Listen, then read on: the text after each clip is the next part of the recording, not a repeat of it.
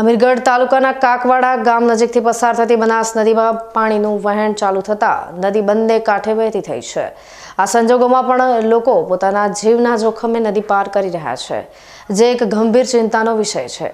તંત્ર દ્વારા પાણીમાં ન જવાનું જાહેરનામું બહાર પાડવામાં આવ્યું હોવા છતાં લોકો આ સૂચનાને અવગણી રહ્યા છે। આવી જ એક ઘટના એક ટ્રેક્ટર ચાલક જીવના જોખમે બનાસ નદીના વહેણમાંથી પસાર થતો જોવા મળ્યો હતો।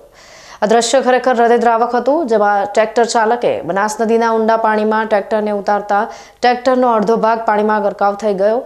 સદનસીબે ટ્રેક્ટર ચાલક માંડ બચીને નદી પાર કરવામાં સફળ રહ્યો, પરંતુ આ ઘટનાએ ફરી એકવાર લોકોની બેદરકારી અને જોખમી વર્તન પર પ્રશ્નાર્થ ઊભા કર્યા છે। જિલ્લા વહીવટીતંત્ર દ્વારા સ્પષ્ટપણે પાણીના વહેણમાં ન જવાનું જાહેરનામું બહાર પાડવામાં આવ્યું છે, છતાં કેટલાક લોકો પોતાના કામકાજ કે અન્ય કારણોસર આ જાહેરનામાનો ભંગ કરીને પોતાના જીવના જોખમમાં મૂકી રહ્યા છે।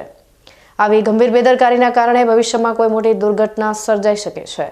આવી ઘટનાઓ ન બને અને લોકોમાં જાગૃતિ આવે તે અત્યંત જરૂરી છે। સ્થાનિકોને અપીલ કરવામાં આવે છે કે તેઓ તંત્રની સૂચનાઓનું પાલન કરે અને પોતાના તથા અન્યના જીવને જોખમમાં ન મૂકે। સલામતી હંમેશા પ્રાથમિકતા હોવી જોઈએ।